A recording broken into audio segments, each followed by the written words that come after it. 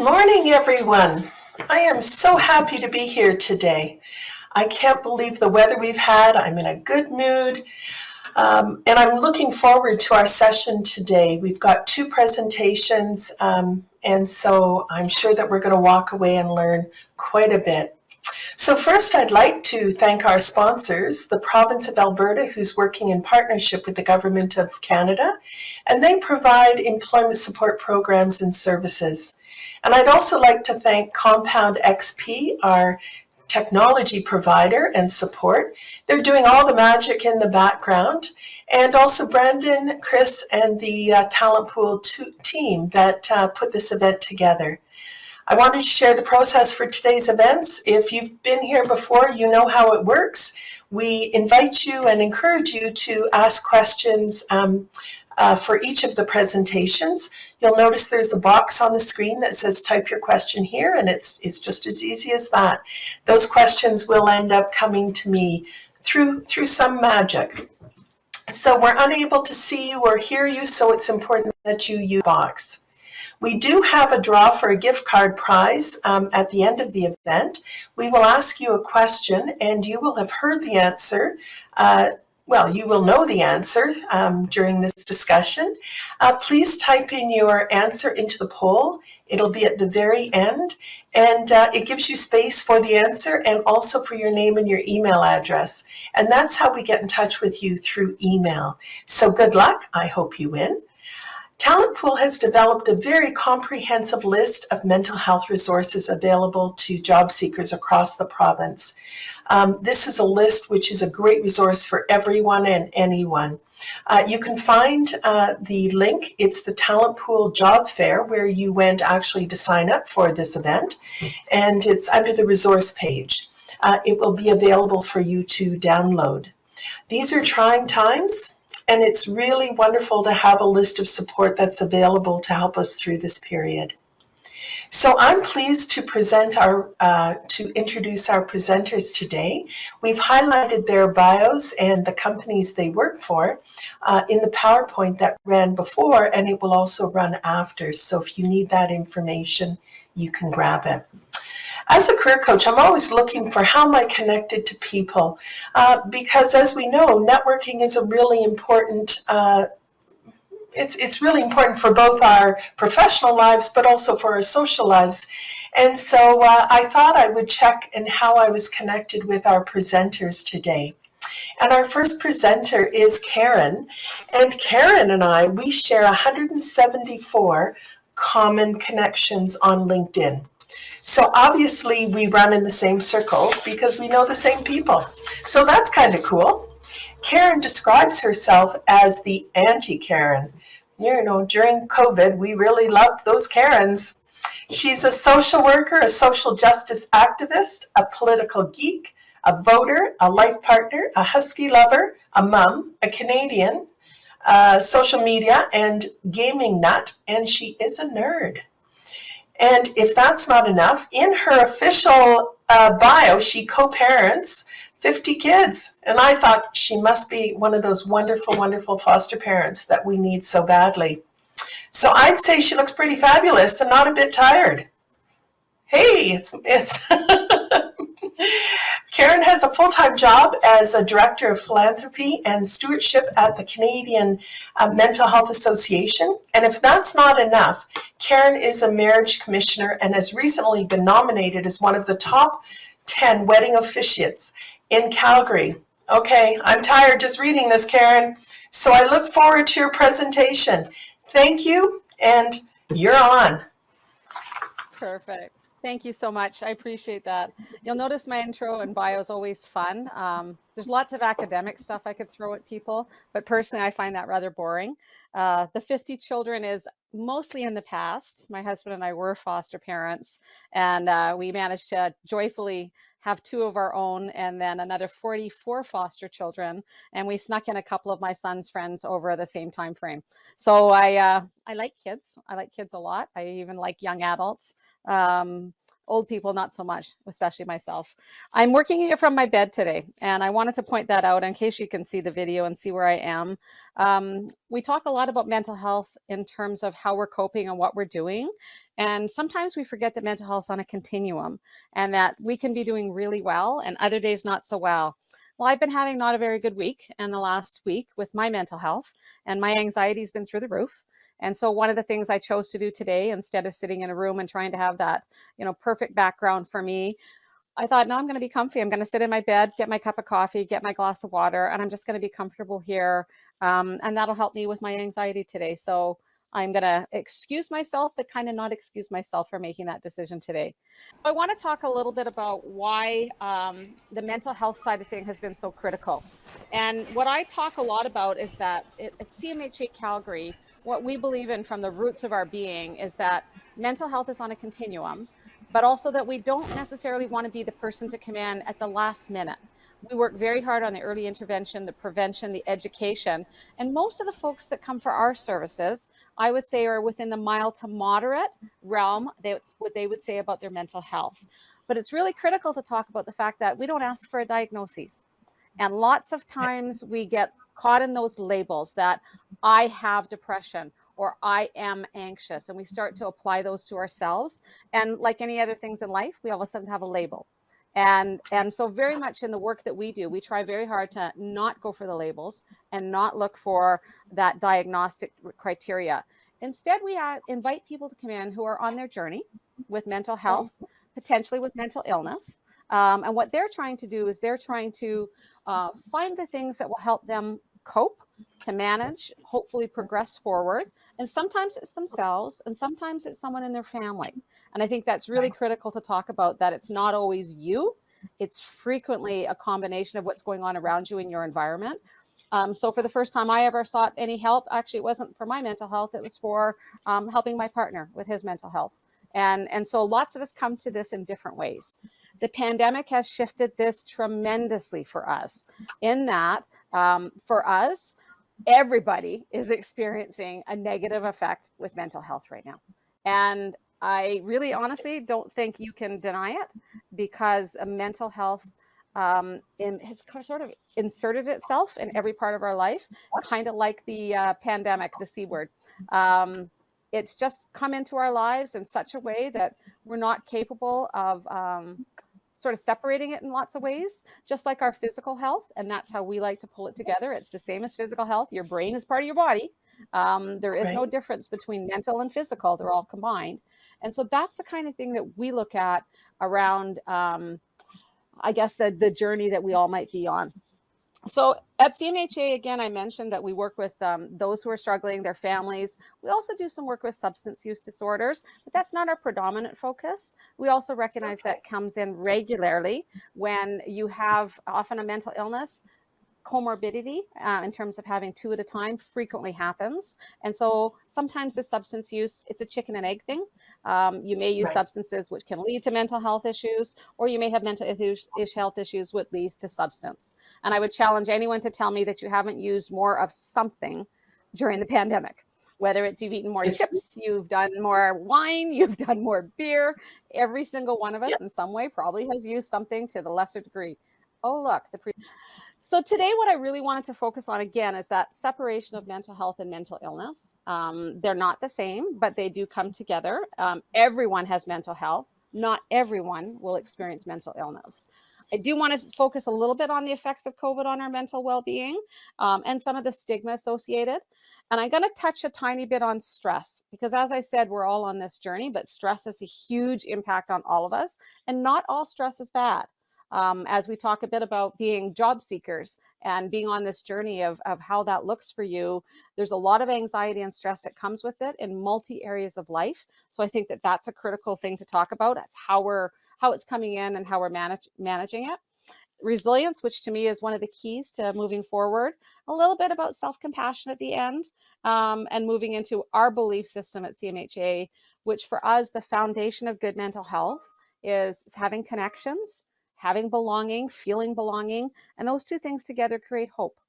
And that for us is the magic about anyone on a mental health journey, is that if we can create an environment, if we can create programs, if we can offer opportunities for people to come together safely, then belonging and connection happen, and hope is then created and light lit out of that. So why do we talk about it? If you ask the statistics, and I'm not a big person for statistics because I think that they can be rejigged to tell any story you want, but depending upon the data you read, 1 in 4 or 1 in 5, I believe it's 1 in 4, depending on which research you go after, Canadians will experience a mental health or substance use problem in their lifetime. And if you add in that substance use particularly, it goes down to 1 in 3. So I don't know how many people are in this room, but I know that when we were doing the intros, there were 6 of us in that room. That means 2 of us will either experience it ourselves or someone in our family, but we will have something that relates to mental health. They could be short-term concerns. It could be long-term things that are manifesting that become part of our chemical makeup. But reality is there's going to be some blend of both that comes through. And again, during this pandemic, we've certainly seen the experience go up with individuals expressing what's going on for them. So who's affected and what causes it? Honestly, it could be every one of us. I think we're seeing more for those of us in work environments, perhaps on these Zoom calls, these kind of virtual ones. It's hard to observe what's going on for people, but in our close homes and our close circles, probably we're observing it in someone, if not ourselves. As I described today, today's a tough day for me, and it's just because my brain's not working very well today.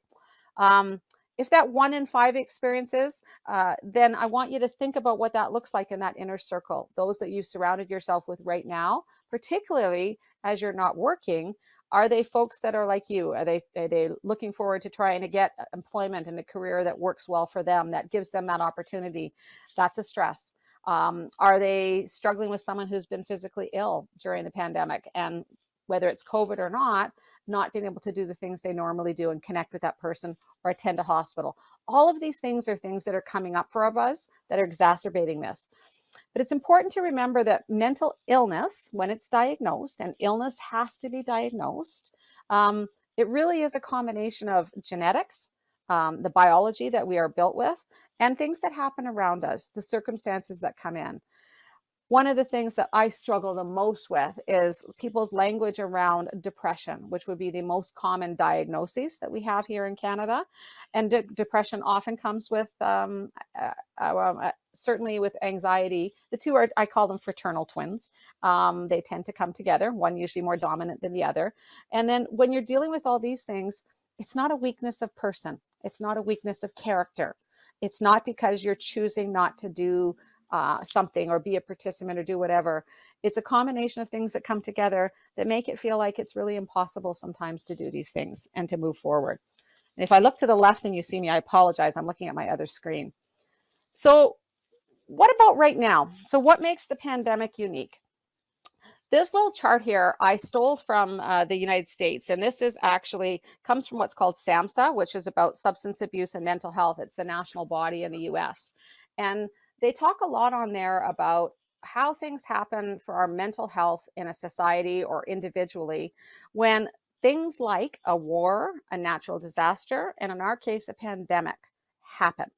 So this chart here was developed to really talk about kind of what society looks like as we're experiencing something. So I want to walk through this chart though with the flavor of what was happening at the same time on the mental health side as COVID started with us. And I'm not going to spend a lot of time on this, but I want to give you a flavor for what this looks like for us. So way back in January last year, if anyone can remember January of 2020, I think I was in Florida, last vacation I've ever taken. We started to hear things about what was happening with COVID. We had little snippets of news internationally, and then some things started to show up in the States. We saw things in Seattle, in Washington. The odd case started to show up. So at that point there, we were living way on the left side of your screen, kind of in that warning phase. And if you look beside it, there's an emotional low, an emotional high, and we were a little bit anxious. We were a little bit moving towards that high, but we were kind of observers of watching what was going on. Then about end of February, beginning of March, we started to feel the threat. We started to feel like, uh-oh, this is coming to Canada. This is coming to Alberta. This is coming to me. And so Anxiety, everything went up there as we sort of braced. And I know for myself, everything changed about March 13th when we closed our offices at Canadian Mental Health and all of our staff were sent home, other than those who worked in our group homes. Of course, that's an essential service. They stayed working. And then we sort of waited to see what would happen. We worked a little bit.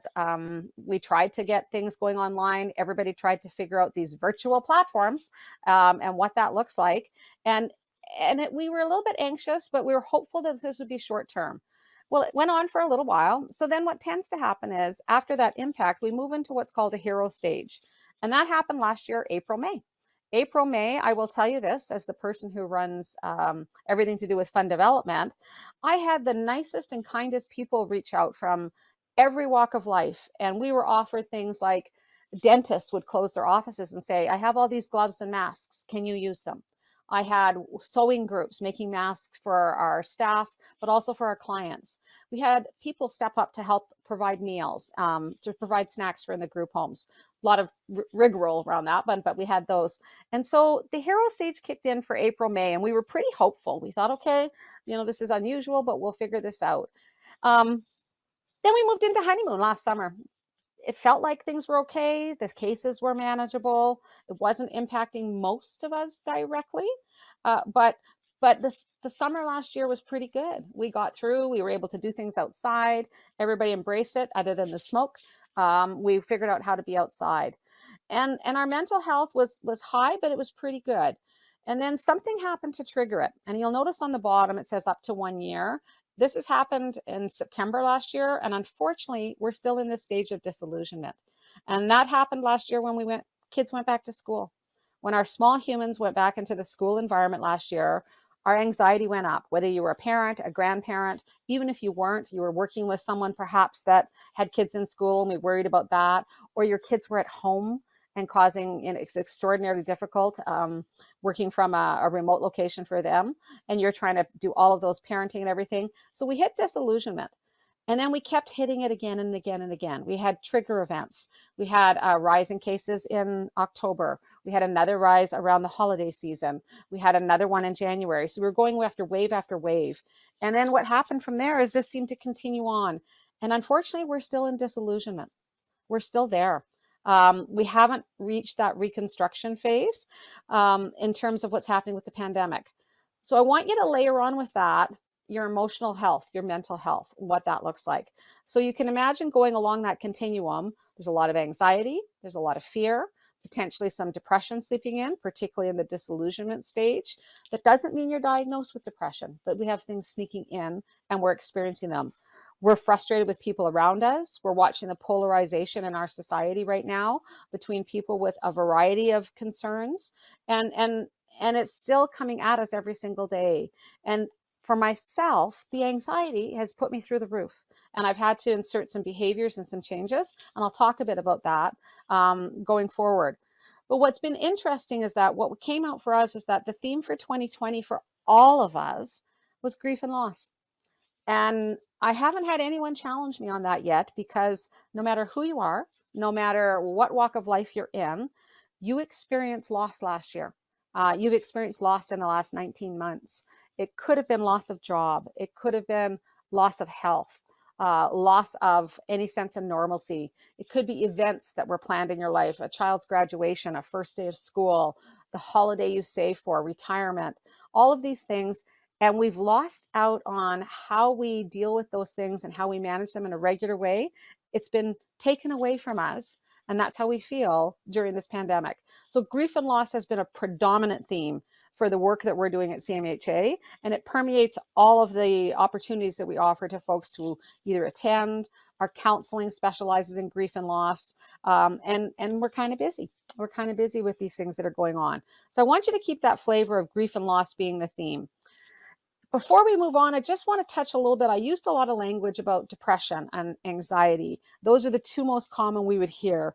We may also hear that people have been diagnosed with things like schizophrenia, or potentially they've been diagnosed with bipolar disorder. We try very hard not to use the language, and it's because of what comes around stigma. And the definition's up here, so I'm certainly not going to read it. But what I've experienced in my life is that the stigma really comes from a place of non-understanding, perhaps ignorance, and often fear. And I've seen these examples over and over the last 36 years of being married to someone who struggles with depression every single day. I've experienced it through his eyes, what that looks like in a work environment. And I've experienced it through his eyes, what that looks like as an entrepreneur. And every single day, that's part of what he has. He allows me to tell his story with one caveat. I have to tell everyone that he's a very, very happy man. He owns his own business. Our son is his business partner. We've had this fantastic 36-year relationship. He participates in society. He does everything else.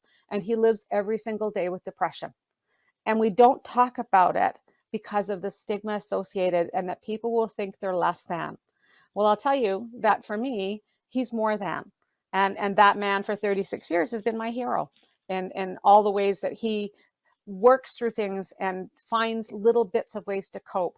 I am not allowed to say he manages his depression. That would be my wording. Instead, I'm allowed to say he suffers with depression, but every day he gets through it and gets up the next day and works at it again. I'm allowed to say that. So I don't give a glossy-eyed and a sort of a rose-colored lens to what his illness looks like. So when we talk about stigma and mental health, these are some of the best ways that I can think about describing it. If you were sick physically and you came and you had, as this here has food poisoning, and you were throwing up and your stomach was completely off, people would sort of accept that and help you. They would tell you to go home. They would say, take some time, do like me today, sit in your bed, take a little bit of a rest. But we tend to not do that with mental illness. And we put a lot of ownership on the person that either has the diagnosis or is experiencing a mental health journey. We put a lot of weight on their shoulders to be doing things that we think they should be doing in order to have better mental health. And the reality is that it can be so debilitating that you're not able to get out of bed. And some days it's just not where you're at. And that's kind of me today. I did manage to get up and get dressed and do all the things, but I'm sitting in bed because it makes me feel a little bit better today, and I'm okay with that. So we often talk about how that stigma manifests in our brains. So I wish that people could understand what's going on inside our brains. And some of these quotes come from some really people that some of them I would say are important. I'm not so sure about a Demi Lovato. C.S. Lewis, one of my favorite authors, and they speak about the pain of mental illness and how that we often have to wear that mask and deny what we're feeling in order for other people to be comfortable. And that was some of my decision to stay here today, is that I am not trying to make anyone feel uncomfortable, but I'm also not trying to minimize the experience that I'm having in my brain today and what that kind of looks like for me. It's been a tough week for multiple reasons, and including an exposure to COVID and having testing and waiting for the result, 2 days of anxiety around that. So these are the kind of things that come into our heads when we're struggling, and we're trying to put that on ourselves. We own it and we carry that burden frequently. And conversations like this that the talent pool has invited me to, these are the things that change it, because it changes the conversation and the dialogue, and it changes what mental illness or mental health looks like for all of us. So today, this is what my mental health looks like.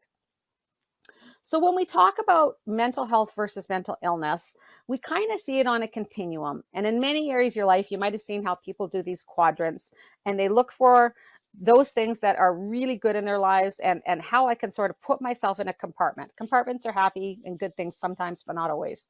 So when we think of someone that has the maximum amount, they're in the optimal place of mental well-being, when you look at this sort of quadrants, where do you think that they would fall on here? So you have a high level of well-being despite being diagnosed with mental illness in the left corner. And I would say that that's where I fit. So struggle with some mental illness, but I really work hard to keep it there. So I'm diagnosed, but I'm doing okay. On the upper right corner, someone who experiences that high level of mental being and who has no mental illness. That's the optimum. That's kind of where we all hope to be, is that we have no illness happening for us and we're able to participate fully in life. Our well-being is good. In the bottom right corner, you don't have a diagnosable mental illness, but you're struggling a bit right now. And that was where I used to be. And COVID has also now immersed me in the world of depression. But that's a place where I've usually sat, where I can have a whole low level of mental well-being, but I'm okay. And then in the bottom left corner is the place where we're probably having the tougher time, is that the mental illness or the experiences you're having, again, it may not be diagnosed, are really tough for you right now, and you're experiencing a lower level of well-being. And I think that really can manifest itself in a variety of ways. And again, I wish I could give you a manual and say, you have depression, it looks like this, but I can't, because it's different for every single person, whether you've been diagnosed or not. That whole journey with mental health is an individual experience, which then expands to a family experience, to a community experience, and so on.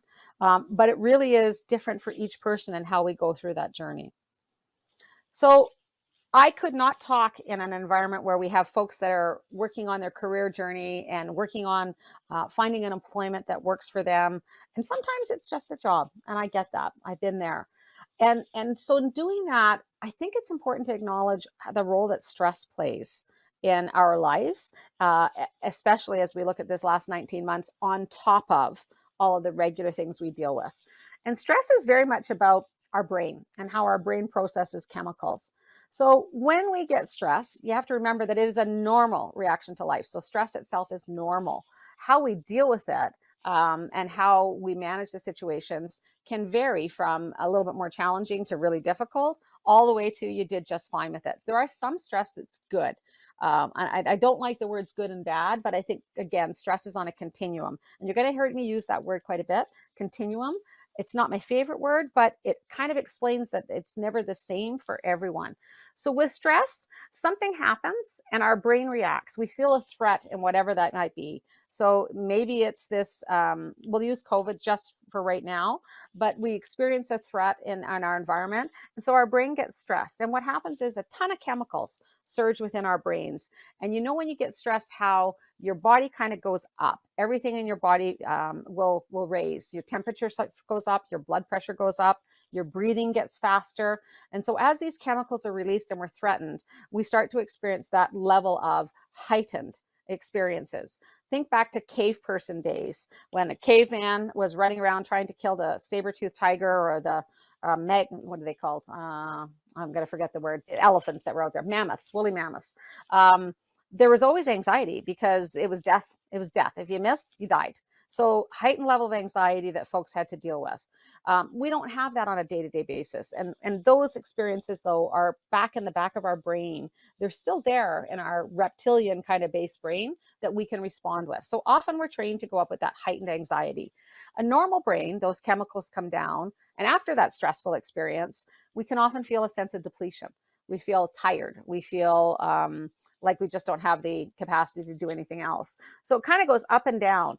But our stress hasn't gone down now for 18, 19 months. It may have lowered, but in lots of ways, we've never reached that equilibrium because of what's going on in the world around us and in our own lives. We haven't been able to come fully down. So when you think about that, the dopamine and the chemicals that are going back and forth in our brain are really on the edge. They're a little bit anxious themselves, and we're depleting some of them, and others are just running out of us like a river in terms of our experiences. So our response when we feel stress, again, all of these things go up. Heart rate, our muscles tense, all of our body responses go up, except for one, our digestion. Our digestion actually slows and goes down. So if you think of an experience that has been highly stressful, particularly if it's prolonged over more than a day, you will notice that all of these things stay up in that heightened area, but your food and how you consume food will frequently go down. Some folks say they overeat. I would actually say that most of us don't when we are stressed. We tend to eat less unless it's that nighttime anxiety kind of stress. Then I will say that Miss Vicky's chips become very popular in my house. After the stressful event is over, everything switches. When you start to relax, everything starts to come down, except for that digestive side of things. So once again, now you've got the opposite side of things where you may have an irritated intestinal system and experiencing much more symptoms on that side, almost feeling a bit flu-like in terms of your stomach. So think about that in terms of how your body responds. What the important thing is that how we perceive the stress and how we manage it. So when I say stress can be good, stress can be a challenge. And when you think about it, when you've applied for a job and the initial job you sent in, your anxiety goes up a little bit, but your hopefulness goes up, and your feeling of, okay, this could be really good. So that's a bit of stress, but it's a positive stress. It keeps us going. It keeps us moving forward. Then sometimes you might get a job response, very quickly that's a no. Or I think the worst for me is always when I get no response and everything goes out there and it just lives in the virtual world. And then that can go on the other side of that. It's an increase in stress in other areas, but our emotions go down and we start to experience stress on the other end of things. So when I think about good challenges with stress, I think about when we set goals. So for me, going back to school and my life was a late in life thing, and there was a lot of stress associated with that, but also a lot of challenge, because being a stay-at-home mom for many years was the most wonderful job I could ever experience. I loved raising humans, but I also didn't have a lot of confidence in the things that were happening and my capabilities. But as I started to go to school and feel the challenge in that, all of a sudden my whole way of being changed, because I was excited about it. I felt like I was overcoming these challenges. So that's where stress can be good and can be useful. On the flip side is where it honestly can be depleting and debilitating at times where we're not able to function because of what the stress looks like. So things start to happen within us that can be manifested in our behavior, but also our life patterns. So some of the things that we deal with all the time, these are routine ones. It could be weather. I know that I get a little bit concerned when we get this gorgeous weather here and I start to anticipate that we're having snow coming soon. Not my favorite season. Instead of stopping and enjoying, and I'm looking out my window right now, the changing of the leaves, the beautiful blue skies here in Alberta, I start to focus on some of the other things that are coming in the weather. So that's kind of that early onset thinking about what's coming in the future, a little bit about worrying. But often those external stressors can be about overwhelm, too many commitments. I know for me, traffic used to be an anxiety provoking thing. I always drove at non-busy times, and pressure to excel. Those are the kinds of things that we might experience on a regular basis. Some of that may be external, but some of it moves into internal as well. And some of the major ones that we might have in our life would be things like the ones that are showing here, that divorce, potentially pregnancy, which, as wonderful as it can be, is very stressful. And we could also add in here the experience that many of you are having right now around job and finding employment, especially employment of purpose, and employment that brings you some joy in your life. So perhaps you lost a job during COVID times, and that's part of what you have. And then it could also manifest itself coming up in things like some illnesses, often low grade, but they can move into higher grade illnesses. One of the things that happens with stress is that when we stay there for long periods of time, we start to give our body signals with the chemicals, and we start to frequently go down the pathway of physical illness that tops it off. And we'll start to see things come up and manifest itself in maybe it's a little bit of heart palpitations. That's pretty extreme. But maybe it's that inability to sleep. Maybe it's not being able to routinely manage the food that's coming in your system, positive, negative. Start to see things that come in with that level of stress that continue to feed that anxiety wheel in our head, moving us forward. So think about that. Natural disaster we've all experienced if you've lived here for any period of time. In Alberta alone, we've had 3 in the last 10 years between the floods, the fires in Fort Mac, the flood in Fort Mac. We've had many natural disasters, which also can contribute to it. So what happens to it? That stress comes in, and here's where we get the impact. Emotionally, we're compromised. Our thinking can start to go down different paths, not always dark paths, but different paths. Our body starts to experience it, and then it manifests in our behaviors. And this is where I always think about it from a perspective of anyone who's trying to do something new, such as find a new job, is being aware of what that stress is doing and how it might impact your behaviors and your responses. And I want to spend a little bit of time talking about that. When we hear and see things that are coming in and we start to have those experiences, particularly for me, when I think of that behavioral side of things, the behavior that can change can go either way, can go in that positive experience, can go negative, but generally it goes negative for most of us. And I'm seeing it right now in how people are interacting in society as a general rule. And we can all have a story. Every one of us has a story of somebody somewhere in a public place who has behaved in a way that's made us look twice and it's made us very uncomfortable, maybe has made us want to confront them. Or perhaps at times it's been us that's got there. And I know for myself, I'm not experiencing or feeling the behaviors or not doing the behaviors, but I know in my mind, I've got a lot of judgment that's come in during the pandemic that has impacted my behaviors, has impacted my way to respond to things. I've never yelled at a TV before in my life, but I have during the pandemic. I have yelled at people who appear on the TV and not, I'm not talking screaming, but I'm talking, well, you idiot, that kind of language. And that is nothing about me or my behavior in my life. That is not who I am. But all of that's come up based upon some of the anxiety that we're experiencing around us and what that looks like. So for us, when we start to see those behaviors and we talk about how to manage them, one of the things that comes up, and you may have heard this word, I think Alberta is described as a resilient province. We have a resilient economy. We as individuals are resilient. Calgary is known for its pull up your bootstraps mentality.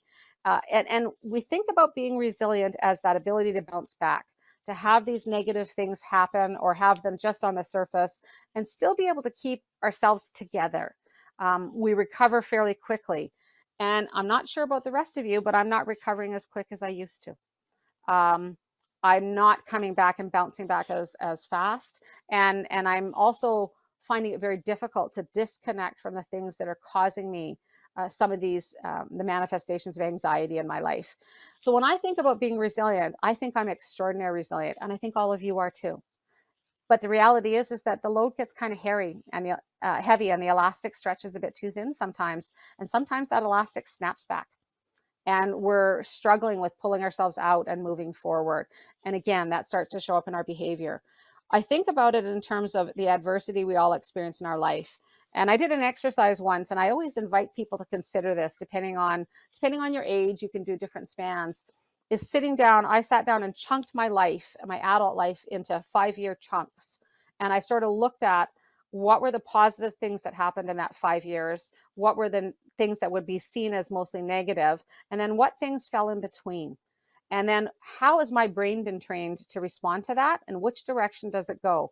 Most of the experiences we have are neutral. And if anyone studied any trauma work, we know that things that happen to us as children can go in different directions depending on our experiences. And then that becomes ingrained in our bread and how we behave. So when I look at those 5-year chunks of my life, and depending how old you are, if you're 30 years old, maybe 5 years is too much. Maybe it's 2 years chunks of your life. But when I chunk out those years of my life and I look at what's been the positive experiences, what's been the challenging experiences, and what has happened to allow me to keep going, to keep moving forward, to experience that resilience, I find that really helpful to see the behaviors that I have learned and that I can manifest that can help me through those really, really tough times and sometimes really, really dark times. So taking those situations and saying, what have I done in that 2 years that allowed me to move forward? And then we can start to see the strengths we have and the capabilities and the abilities to take the negative things that are happening. And as we're able, and this is very, very careful, as we're able to move forward. It's not an overnight thing, and it's not something that you can read a book or watch a TED talk or come to a seminar like this and change your way of being, but it's something that can have you think about and look at the behaviors that you might have had and what that's doing for you. I always say focusing first on yourself, then on your family circle, then on obviously the people around you, and then the externals, but always on how that's working for you, what that can look like. So I'm going to finish off with kind of pulling us to what to me has been one of the magical things. Lots of us talk about self-care. And to me, self-care is very, very much about how am I going to support myself? What does that look like? Self-care for me can be a day like today, choosing to sit in my bed and being okay with that. It can be a treat like going to a really nice coffee shop and getting a fantastic espresso that makes me happy, but it's money I normally wouldn't spend. It can also be things like sharing a bottle of wine with a friend on a patio and experiencing that communal conversation. Those are things that for me are self-care. It could also be physical. I could just say I'm going for a manicure. I need something that's completely superficial, but it makes me feel good. Those are self-care things. Self-compassion is completely different. because self-compassion is how we speak to ourselves and the language that we have with ourselves. And things that we would never say to other people, we say to ourselves on a regular basis. So when I say that, thing for me is that I think that self-care is at the heart of self-compassion. It's some of the behaviors, but self-compassion is more about how am I going to be kind to myself? What are the things I'm going to tell myself? What is the language I'm going to use with myself? And often, if you think about the person you love the most in your life, it's things that how we treat them and how we talk to them. And this is particularly true if you have small humans in your life. When we try and find those positive words of affirmation, when we try and show them the strengths that they have, those are the things we need to practice internally with ourselves. I think of body shaming as one of the best examples I've had. If you've experienced something in your life that has got you down a mindset that a particular body must look a particular way, then we often do a lot of body shaming with that. But that's generally things that happen within our head. It's that language that we speak to ourselves with. So it's about reteaching ourselves how to speak to the inner person, the inner you, and be kind to them, to take care of them. It could be that simple getting up in the morning and in your morning routine, talking to yourself and giving yourself, 3 positive comments in your head. You know what? I'm really feeling strong today and I have a lot of capacity today. Maybe I'm going to up my to-do list just a little bit because I feel like I can do that. Good for me. Karen, you're feeling good. Maybe it's, one of the things that gives me joy is being a loving wife, a loving partner to my partner. And so maybe what I need to do to make me feel good and to talk to myself is to say, the joy that my husband brings to me, I'm a lucky person that the behaviors that we have, the relationship we've created, the kindness that we show to one another helps me speak to myself in a kind way because I trust him. If he loves me as much as he shows me, then I'm a good person. I'm worth loving. And so speaking to yourself in those ways that allows you to feel the strengths that you have. Really what it becomes is this feeling of goodwill towards ourselves. And in the moments when we're struggling the most, to be able to say, you know what, I need to cut myself some slack. I need to give myself a little bit of a mental break. I need to respond to myself with kindness and care. And we need to always remember that imperfection is not just part of our shared human experience. Imperfection is what makes us grow and what makes us change. Is that imperfection to me comes along with all the experiences where we try. And trying is a good thing. Trying and making an effort is positive. And that's where we see that things maybe we're not so good at something, or we're not going to be that. I'm never going to play basketball professionally because I'm 5 feet tall. I accepted that a long time ago. But accepting that I'm not going to have that experience of being an elite athlete is slightly different, but that's okay. I can embrace the fact that my short little body is really good at yoga. That's an imperfection in some people's eyes, but in my ideas, in my head, those are good things. Those are good things that I'm a different human being than each one of you are. And I have to embrace those things and love them about myself. So we talk about these different areas to look at when we talk about wellness. And I won't go through them all individually, other than to say that these ones come up for us and we think, oh, I'm not sure that I think I need to spend any time on that. But I think in a well-balanced lifestyle, and balanced is never even.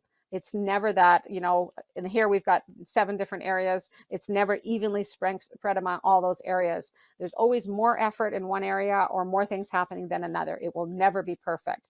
But is there one of these areas right now in your personal wellness journey that you're not putting any energy into that you might want to up? And for me, it's the spiritual side. And spiritual does not mean religion. Spiritual means my connection with all the universe that's around me. And that could be simply looking, as I said, at the window and appreciating the beauty of fall, and finding those connections within the world around me. So I ask you to think about these 7 different areas and what kind of things you do to keep each one of these at least functioning and doing well. If you're job seeking, I'm guessing, and I'm probably accurate, that you're spending a lot of time on the occupational side. You're looking at how I can do things to improve myself here, to move forward here, to help that career plan come to fruition. And so maybe you're spending a ton of work there, but maybe it's becoming a bit more difficult right now. So you need to spend a little bit of time on the emotional side, and maybe it's the social. You need to go hang out with some people in a safe environment, on a patio, in a front lawn, but maybe it's about a social. So taking a look at where you are in those areas and how that they're balancing for you. So I wanted to at least give you one tool. There's a resource guide that you will have an opportunity to ask for or will be shared with you. But in this last while, I've had to cut all of the things I know. I have a master's in social work. I've done clinical work. Doesn't mean I'm good at taking care of myself. So I've had to break down the things that I know and the things that I don't know and say, how can I address these things in a quick way for myself? This does not come from anything I've designed. This comes from some work that's actually around working with children. And I used a lot of this when I was working with my foster children and my foster families about when you had no emotional regulation and you struggled in these moments of anxiety, these moments of stress, of calming yourself down, of getting yourself in a state where you could actually speak to your brain and come down.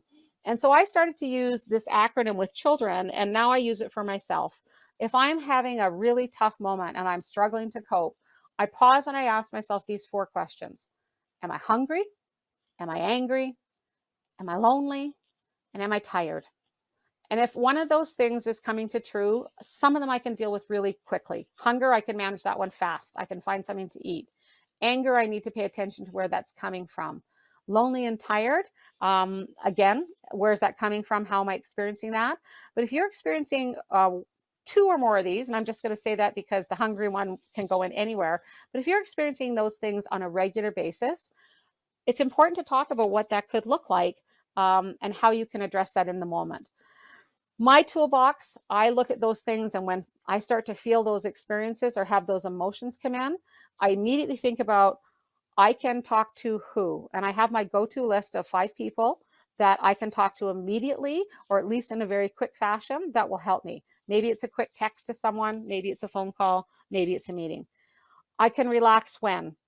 Today, my choice of sitting in my bed was about relaxing my body.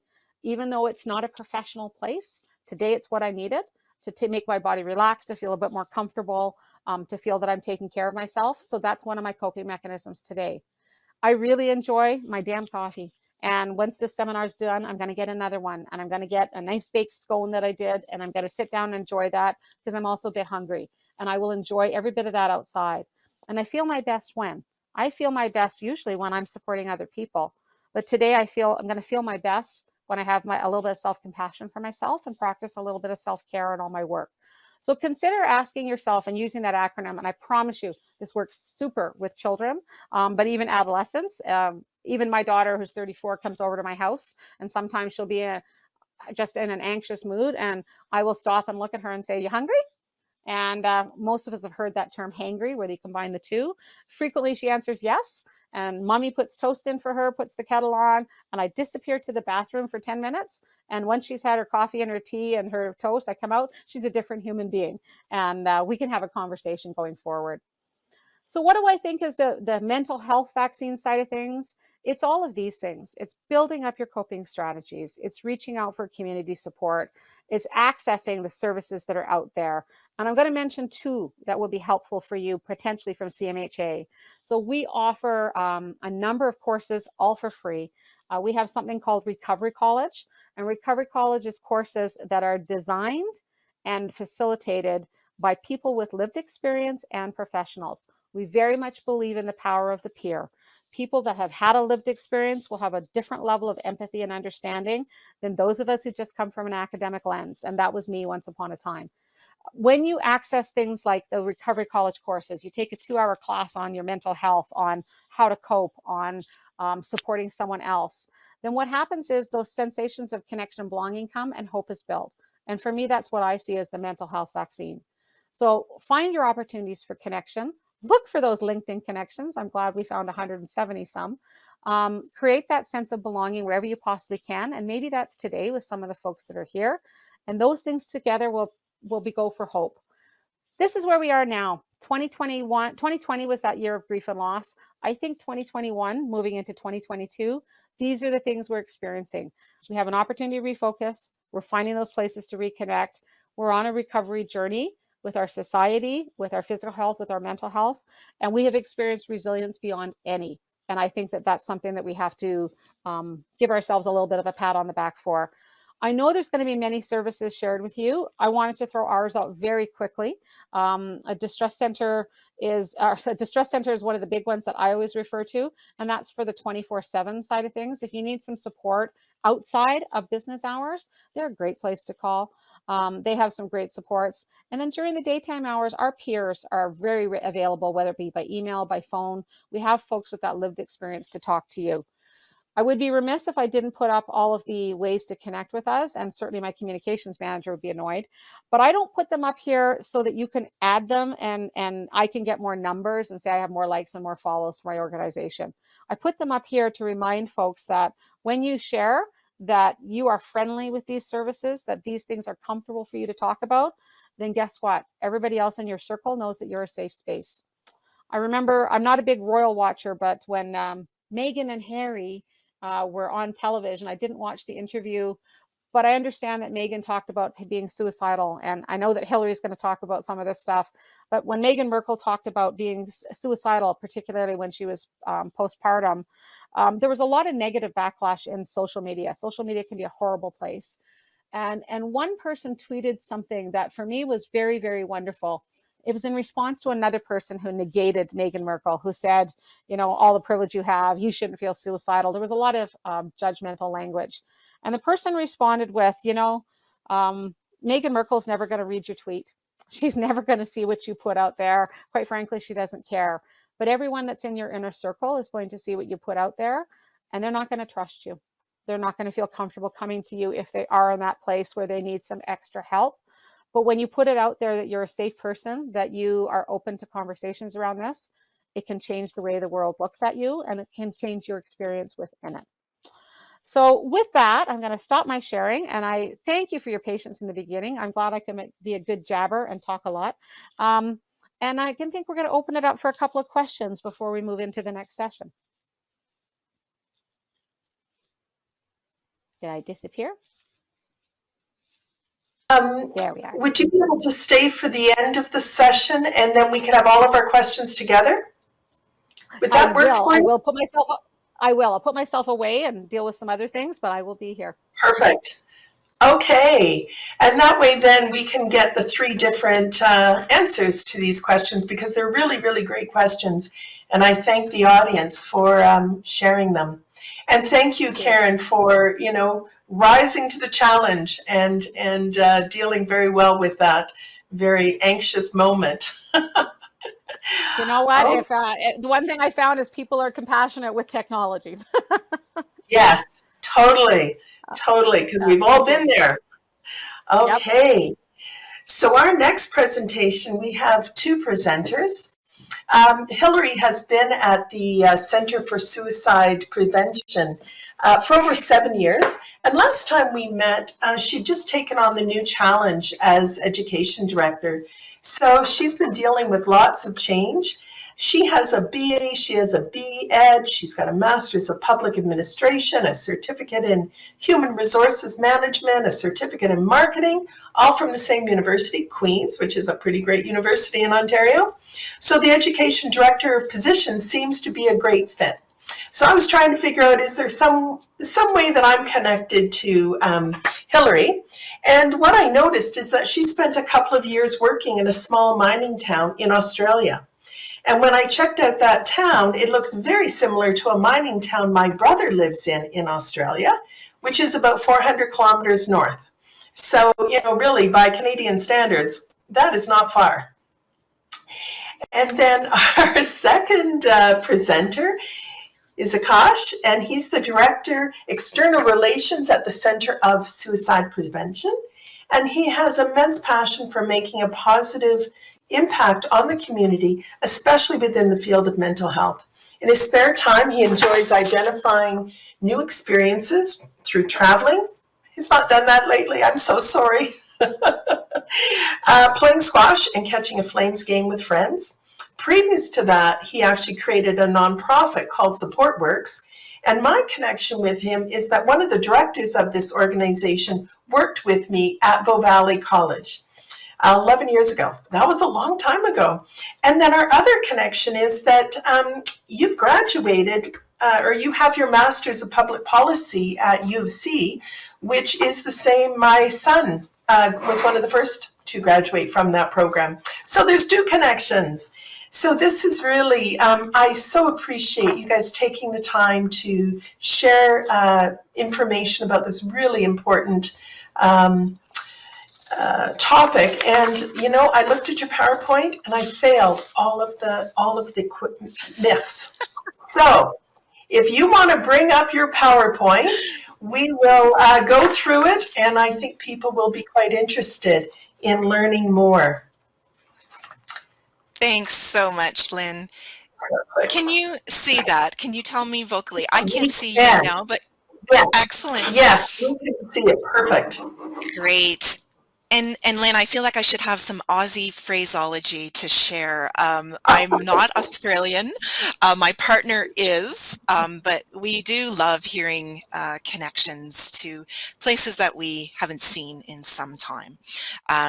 Thank you so much, Lynn, for the opportunity to come again today, and to everyone at Talent Pool for inviting us and encouraging this kind of learning that we're having today. September is an important month in the space of mental health and suicide prevention. September 10th, now past, was World Suicide Prevention Day. But in the evolution of our discussion and our awareness around mental health, the activities continue the whole month long. In that, I'm grateful today to be joined by my colleague Akash, and we're going to speak to you today in two parts. The first is to bring some of that awareness. And Lynn, you're going to have a redo chance at those myths and facts because we're going to drill into some of the comments that Karen shared in her intro as well around stigma. So when we talk about suicide awareness and what we understand about suicide, it's really impacted by our stigma. We also want to, in picking up on one of Karen's points, is normalize the conversation. And the second part of our presentation will be about normalizing the conversation. And we want to share a specific tool and practical campaign that we've developed, particularly relating to men in suicide, called Buddy Up. So I'm going to speak to the first part, which is the suicide awareness, and then Akash will come in to invite you to participate in Buddy Up. To begin, suicide and suicide prevention can be a difficult and somewhat emotional topic to discuss. So at the outset, we want you to know if anything does become distressing, either during the presentation or after today, please know that support is available. Karen has mentioned some of the support through CMHA Calgary, including the Distress Center as well, available within our city. The number on this screen, if you're not already familiar, is Canada's national helpline for suicide prevention. It is available 24 hours a day. As well, in Alberta, we have support through the community referral of 211. So if you're not familiar with 211, it's a phone call just like 911, but you're connected to a live person. Imagine that, a live person who can talk to you about where you're calling from and what kind of support you need. And that can be anything. That can be financial questions, mental health questions, family supports, whatever it might be. It's a community referral. It's also available on 211.com on the web. You'll notice in the bottom right-hand corner as well of each of our slides, we do include the national helpline number. So please, if you or anyone you know you could benefit from reaching out for some support, please call that number. It's always wonderful to be part of a presentation with CMHA Calgary because CSP, our group, Centre for Suicide Prevention, is a branch of the Canadian Mental Health Association. So we are a sister branch, a companion organization to the Canadian mental health offices around Canada. CSP is supporting Canadians to respond to people at risk of suicide, and we've been doing this work for 40 years. So it's our big 4-0 this year, and we're also recognizing that this September. So our mandate is education. We're a national education center of excellence. Akash and I are part of a small but mighty team here in Calgary of 14 people, but we are supported by a much broader network of contract trainers, some 170 contract trainers who support our education delivery across Canada. And now, during COVID, we've migrated to the Zoom world. We're doing this work across the border as well into the United States. Center for Suicide Prevention is community educators. We are all about education, and we do this work in three main ways. The first is through providing information services.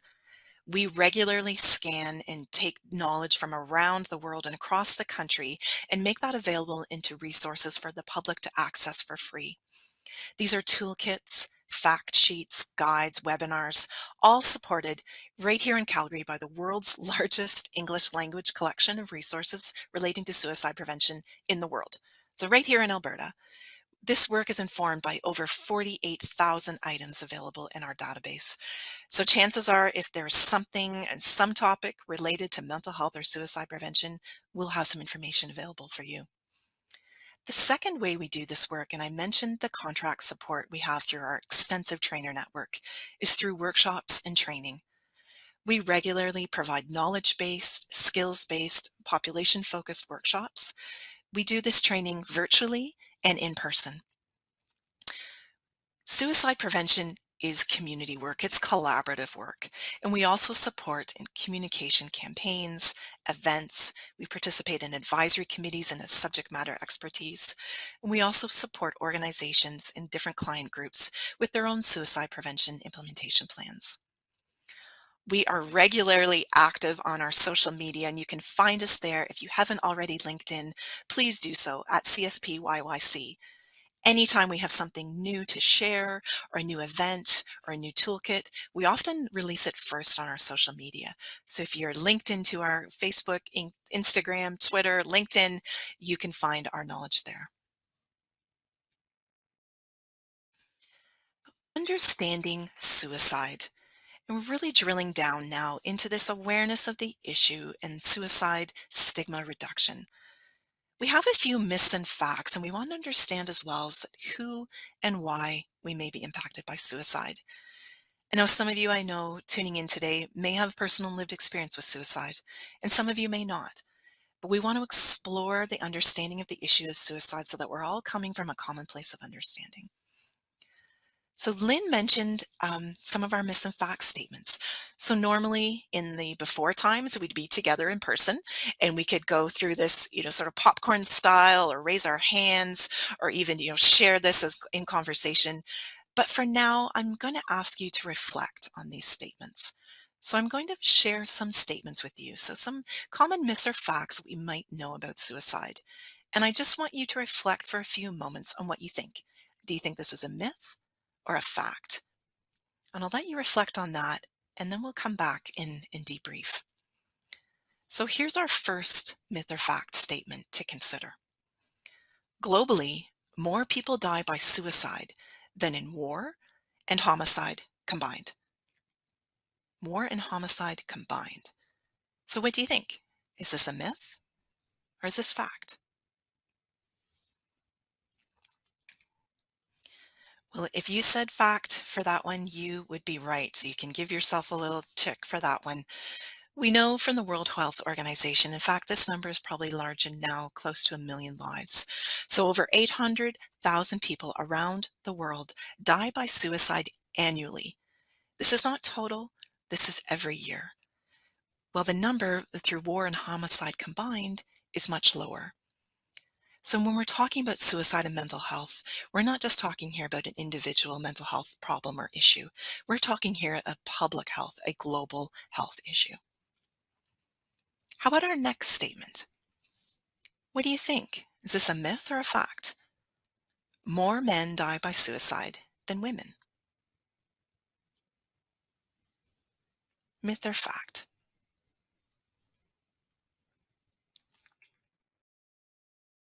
If you said fact for this one, you would also be right.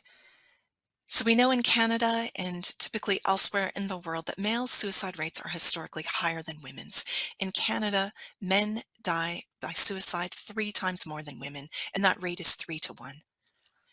We know that women will attempt suicide up to 4 times more than men, but we lose men to suicide 3 times more than women.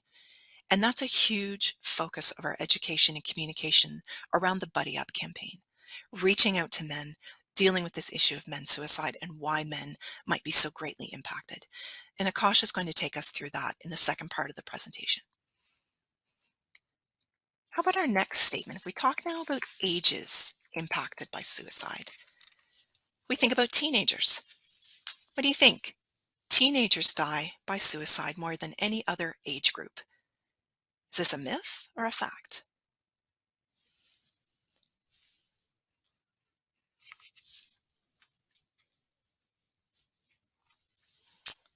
Well, if you said myth, you can give yourself a check mark for this one as well. So, building on the gender experience, so more men than women. And this may be contrary to what we might think. Typically in media or social media or popular culture, we would often think of maybe teenage girls or women. Well, there's certainly an impact and vulnerable to suicide, but it's actually our middle-aged men who have the highest numbers of suicide. And we're going to explore that further in Buddy Up again as well. The middle-aged men, roughly ages 40, 45, onward to 65, are that highest numbered group for suicide. And this is data coming from Statistics Canada. How about our next statement? And this is something we get asked a lot. Asking someone if they're thinking about suicide may put the idea in their mind, may plant that seed in their mind. What do you think? Is this a myth or a fact?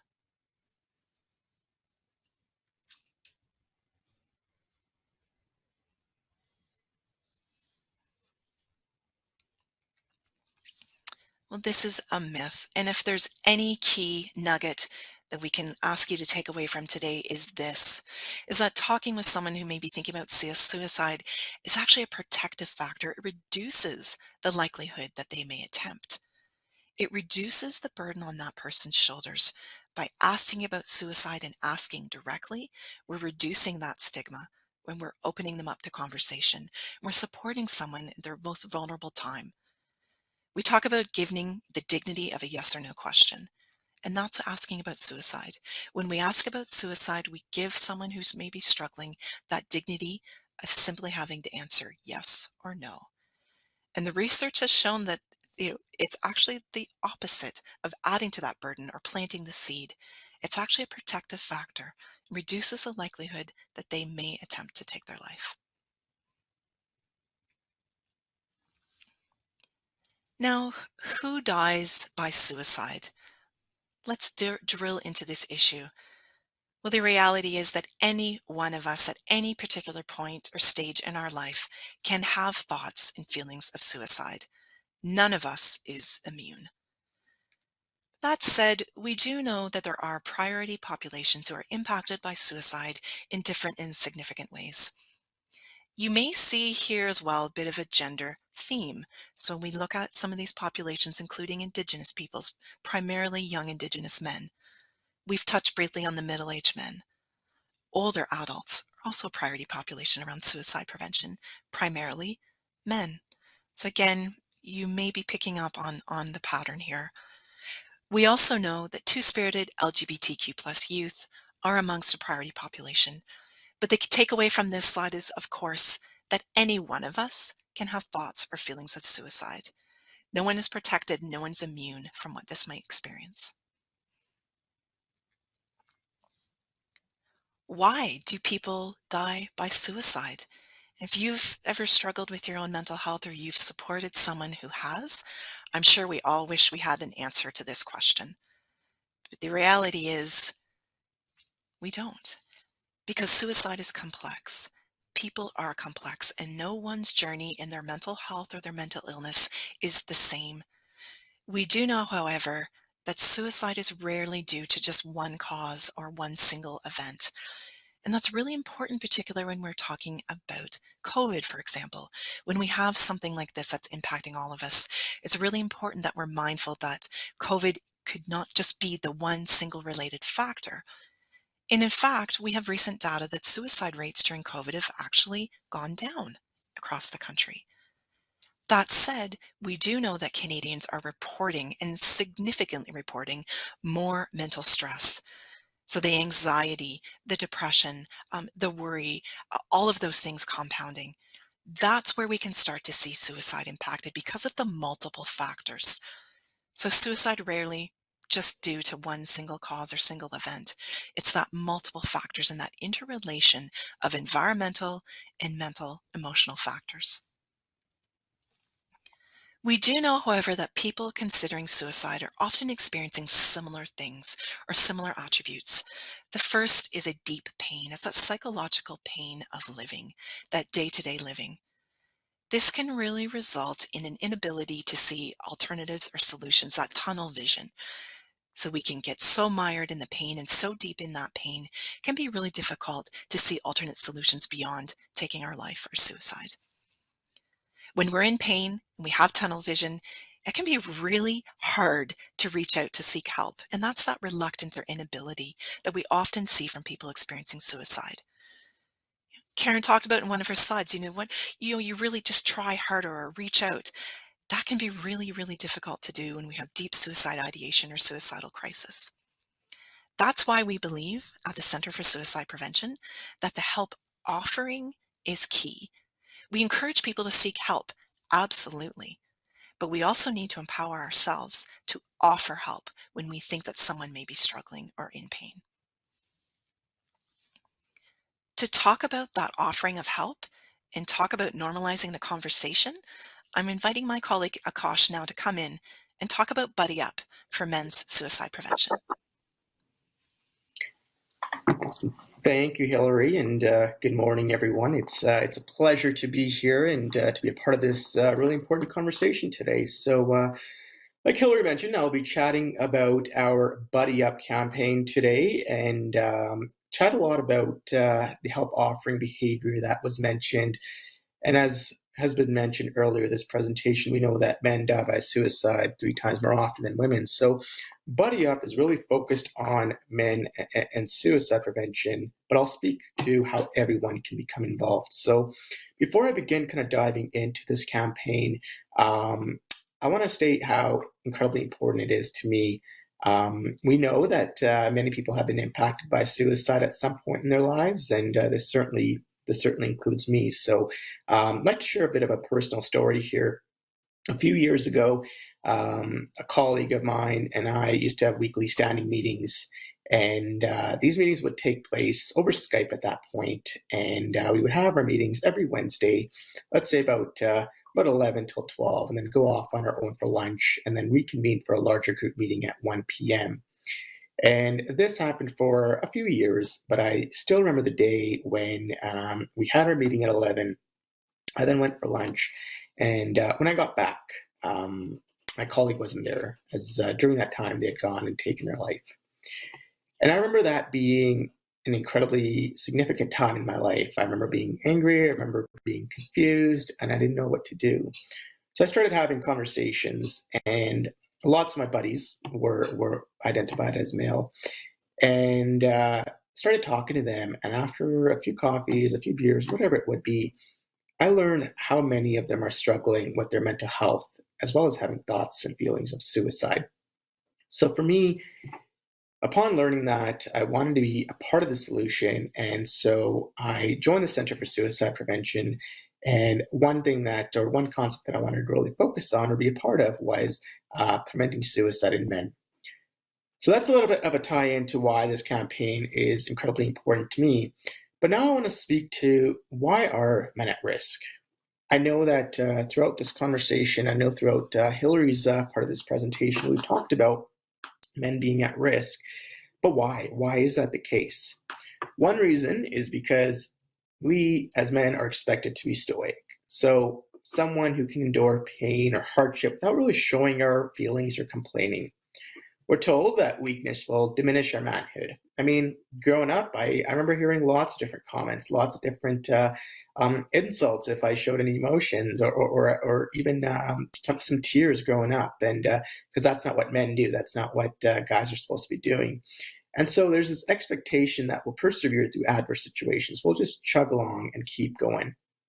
So due to these expectations, men are less likely than women to seek help when they're struggling. I think it's also important to mention that men as a group are more likely than women to lose relationships over time, and often because they prioritize career and financial success over our relationships. So as a result, men who are already socially isolated because they've prioritized career and financial success a lot of the times may feel less comfortable reaching out for help because they don't have loved ones close by. Additionally, they may have less people to ask for help and fewer people who notice that they're struggling and reach out to offer help to them. So those are some of the reasons why men are at risk of suicide. So to be one of the parts of the solution here to try to help, in 2020, the Center for Suicide Prevention launched Buddy Up to promote authentic conversations among men and their buddies. This campaign continues to be informed by an advisory committee and vetted by all male focus groups. So what do I mean by that? Over 60 guys from various backgrounds, so professions, ages, and so on, have been and continue to be involved with creating this campaign and keeping it fresh. Why is that? Because we want to create something that's relevant and something that sticks, something that actually works. So Buddy Up focuses on help offering behavior, which means that the campaign targets the community and friends of someone who may be struggling with thoughts of suicide. We know that at any given time, around 1 in 20 individuals could be struggling with suicidal thoughts. So what we are doing is challenging the other 19 to pay attention and provide support. It's asking everyone to be courageous enough to have an authentic conversation with a buddy you're worried about. So as you can see on the slide here, you can learn more about the campaign by visiting buddyyup.ca. So now I'm going to dive into Buddy Up, which has two components. The first one being a visual message. With the tagline, "How are you really doing?" we have created various characters who each have their own story. For example, a construction worker, business professional, older adult, student. And these characters, they make the campaign more approachable because people can relate these characters and their stories with someone in their life. So for this presentation, I'll share Jim's story, just on the presentation slide before here. Jim has stopped playing cards with his friends and going for walks each day. And he's been losing his patience with facility staff. So if you have a friend like Jim, it's time to step up and offer your support. Learn more at buddyyup.ca. So this will be a constant theme that you'll see across our characters here. And you can tell that this is all about help offering behavior. It's not necessarily speaking to Jim to go seek out help. I mean, we obviously encourage this as well. But this is trying to tell you, maybe you have someone in your life who's like Jim, or maybe someone who looks like Jim, someone that you can making the campaign really approachable is key here. So that's Jim, but now I'll introduce you to our other characters. So on this next slide here, you can see that we have various characters that make the campaign more approachable and relatable to the general population. So I'll speak to kind of all of these characters very quickly here. On the very left, we have Marcos, who's a dad character, Chris, who's a healthcare professional, Steve, a construction worker, Liam, and then we have Amir, who is a business professional, Aiden, a young student, Jim, who we just talked about as an older adult, as well as Louise, who is our young student athlete. So you can view all the characters and their stories by visiting the Buddy Up website. So that's our visual message. The second component of the Buddy Up campaign is a guide on how men can help our buddies. During our conversations, we talked about help offering behavior. And a lot of guys told us that they're willing to help their buddies, but they just simply don't know how to even get started. So the Buddy Up guide has 4 steps that someone can take when they want to reach out and have a conversation. These steps are 1, pay attention, 2, start a conversation, 3, keep it going, and 4, stick to your role. So let's now briefly dive into each of these steps. So the first one is to pay attention. Pay attention to the people around us. Any noticeable change in someone's behavior can be considered a warning sign. So for example, someone who's not texting or calling as much, drinking more than usual, appearing tired and distant, being more irritable or angry, giving away their belongings. But I also want to point out that changes in behavior don't necessarily need to be negative. If someone is suddenly showing relief or happiness without any significant changes in their life, or something that it's just a little bit odd, why are they all of a sudden very happy? That is also an invitation. That can also be a warning sign, and it's important for us to pay attention. So when you are paying attention, if you notice something is different, you'll also recognize that it's important to then start a conversation, which is our second step. So to start a conversation, choose a setting that you're comfortable with. For example, Some people might prefer talking over the phone, while others do not feel as easy with phone conversations. They might like to grab a coffee, for example, go for a run, go for a walk. Once you've chosen a comfortable setting, be direct and mention what you've noticed. For example, say something like, I haven't heard from you much these days. Is everything okay? Or something along the lines of, you haven't been gaming lately. Are you okay? Is everything all right? Show your support and do not blame or shame them. The third step is to keep it going. Let's say you've paid attention and you started a conversation and you realize that something isn't going right. Something is just off. It's important to then keep the conversation going. And this is a step that I would say many guys, including myself, say is probably the most difficult. If someone tells you that they're not doing well, it can become difficult and frankly awkward very quickly. However, it's important to continue the dialogue with your buddy. Do not change the subject and avoid problem solving. Acknowledge their feelings, and if you are still worried, ask the question directly. Are you thinking about suicide? I know in Hillary's part of this presentation, we talked about asking someone if they're thinking about suicide, and actually even reduce the attempt that they may attempt. So it's a myth that they're going to be putting the idea in someone's mind. If they are thinking about suicide, do not panic and let them know you're there for them. And finally, the fourth step is to stick to your role. You don't have to do it alone. We want to help our buddies, we want to help the people around us, but we are not counselors. It's important and it's okay that we are not. Encourage them to reach out to others or even call a crisis line together. Check in with them often following the conversation and show support. They do have imminent plans to die, contact 911 and ensure they're not left alone. So these are 4 steps that you can take. So the recap is 4 steps. Pay attention, so notice changes in behavior, start a conversation, keep it going, and 4, stick to your role. So now I'm going to talk about how individuals and our groups can become involved with Buddy Up. So the annual Buddy Up campaign month takes place in June. So a few months ago, we had our second campaign, which coincides well with Men's Health Month and Father's Day. However, we know that the conversation needs to happen throughout the year, and so we're constantly working on initiatives with our champions throughout the year. So during June, we ask our champions can be individuals or they can be groups, to help us spread awareness. Any individual, not just men, anyone, can become a Buddy Up champion. And as a champion, you'll share information about how suicide in men can be prevented. This can be done in so many ways, and there's no minimum expectation. So your level of engagement completely depends on your level of comfort. And within about 18 months or so since the campaign was launched, we have over 450 champions from across Canada. So it's something that we're very proud of and something that is resonating with a lot of people across various communities. So how can champions be involved? During the campaign, we have a communications component and an activity campaign. For the communications component, champions can share information via social media, groups can engage in internal messaging such as newsletters or putting things on the intranet, and we'll also send out free print materials that can be shared. Print materials include posters like you see on the right there on your slide there with the various characters. They include the infographic guide with the 4 steps we talked about. They also include toolkits, which is a multi-page brochure with a lot more resources and information around men and suicide, as well as stickers and air fresheners.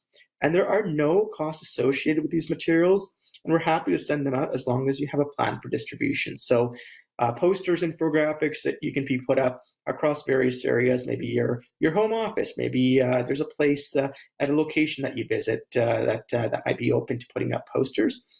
Whereas stickers and refreshers help prompt conversations and create a safe space. So I always like to share a story of why we've developed car air fresheners or air fresheners in general, and that is to prompt conversations. During our conversations with a lot of guys, they said, okay, I'm willing to help out my buddies. I know there's issues and there's risks and with men and suicide, and I got your guide. I know how I can help someone. But the reality is I'm not going to help them unless if it's in an intimate setting and I don't want to make eye contact with them. So we said, would you have a conversation in a vehicle? And they said yes. So that's where the idea of car air fresheners came in, where if you put an air freshener in your vehicle, your buddy sees it or they come into your car, they're going to ask you what it's about. And when you tell them, it's all about creating that safe space. When you let them know it's about supporting the guys in your life, what you do is you create that level of trust that I know was talked about earlier in this presentation, as well as Karen as well. It's about building that trust. So that's some of the print materials that we've done. Also, what would be a campaign without a challenge? So throughout June, participate in Buddy Up Challenge by completing campaign activities that promote mental well-being, as well as drive connections with others. And there are some awesome prizes to be won. So what we do is, you can see on the slide, there's various activities. A lot of these activities could be done physically or virtually. So there's activities such as watching a sports game with a buddy, grabbing a coffee with a buddy, or I don't know, watching a webinar, reading a book and sending it to buddies. So these are low risk, low barrier activities that you can do that aim to drive connections. And like I said, anyone can participate in being a Buddy Up champion. So next, I'm going to chat a little bit around how do you become a champion. So to sign up as a champion, simply go to buddyyup.ca and fill out a form. You can also see the logos of our various champions so far. And it takes a few minutes, and then you can have access to all communications as well as the ability to order swag. So as I mentioned earlier, there are no costs associated with being a champion or ordering swag. So I also mentioned that being a champion, there are no minimum expectations. It's all dependent on your level of comfort. So whether that's ordering a sticker, an air freshener, or maybe that's adding the campaign to your email signature, or making a donation, or putting up posters. All of that depends on your comfort level. There is no minimum expectations there. So that's the various ways you can get involved. And like I said with the challenge before, there are some great prizes to be won as well. So what can all this look like? This is Buddy Up in action. Personally, I think the Buddy Up campaign is a great way to introduce suicide prevention within your group. Whether that's workplace, whether that's your hockey team, whether that's your religious group, or within your family. The campaign is subtle. I mean, who doesn't want an air freshener? All it does, it starts to open the door. It starts to bring conversations, and it helps make people feel safe to talk about suicide as well as their mental health. It really gives the social license and language to talk about mental health and suicide. So here are a few pictures of our campaign in action. On the left there, you can see our air freshener on a heavy machinery in construction there. Stickers being used on hard hats. Then we have, in the city of Thompson, actually, in Manitoba, we have EMS as well as the RCMP becoming Buddy Up champions and willing to support each other. And then we have more pictures on our next slide here that show this campaign in action. So we have partnered up with Pattison Outdoor Billboard Advertising, where they've given us some generous donations. And you can see the various campaigns on the left there. In the middle there, that's one of our champions who is supporting the Buddy Up campaign. And then just, some other pictures around how the swag can be utilized.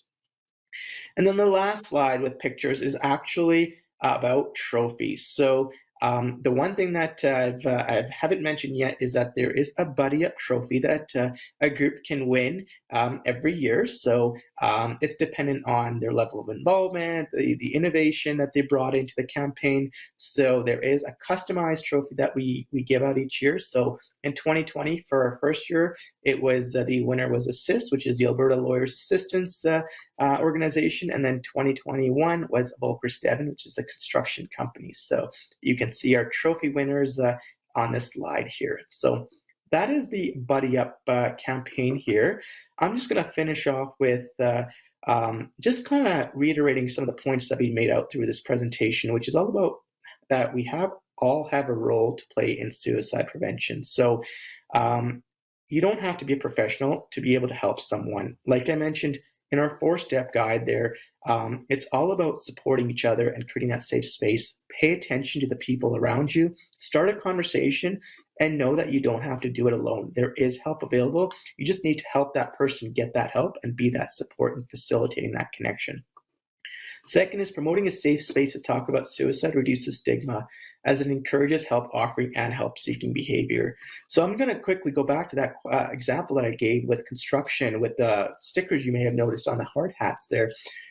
If you notice an environment where everybody in your workplace, or everyone on your hockey team, or everybody around you has stickers on the back of, let's say, their phone, for example, or on their hard hats and so on, what it does, it creates a safe space that reduces stigma. It becomes a lot more easier to offer help because that's what you all have signed up to do. You're all champions, but it's also easier to ask for help at the same time because you know that everyone around you is someone who can support you if you're struggling. And lastly, suicide prevention is everyone's business. So like Hillary mentioned on one of the slides there, you don't have to be from a certain group or a demographic to have suicidal thoughts. Anyone can have thoughts of suicide, and it's a public to global crisis and public health issue. So all of us have a role to play in suicide prevention. So I will conclude our presentation here. So once again, you can check out our social media there on Facebook, Instagram, and Twitter, as well as if you have any questions about the Buddy Up campaign, my email is there, kosh@suicideinfo.ca, or if you have any other questions, just let me know. And the Buddy Up website is pretty easy to remember, I hope, which is just buddyup.ca. So I will maybe conclude here and open up to some questions.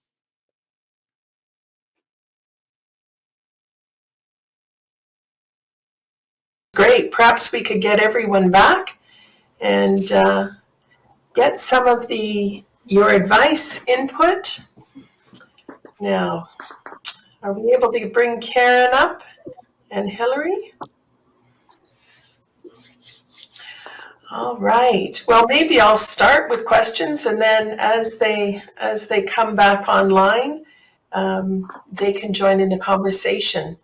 So one of the questions that was asked, and several of you liked this question, was the last 8 years in Alberta have been really trying, with oil and gas turned down, COVID, economic issues, blah, blah, blah, all those things that are dragging us down. This person's feeling really unsettled and perhaps a little more than unsettled, maybe angry, and just wondering, so what is your 2 pieces of advice? So I'll go around to each of you. What are your 2 pieces of advice for these individuals to do? So maybe we could start with Hillary first, since you're right beside me on the screen. Great, thanks, Lynn. Can you hear me? Yes, great. Excellent. Okay. 2 pieces of advice. Oh my goodness. This is unprecedented times. Unprecedented times for all of us. And I like the messaging that we began the session with some self-compassion. So giving ourselves and our families a break when we need to, but also knowing when we are reaching our limit and not being afraid to start putting our hands up and saying, I think I need a little bit of help. If we can all do that right now, we're going to help and support and protect each other. Goodness knows our healthcare system right now is at capacity.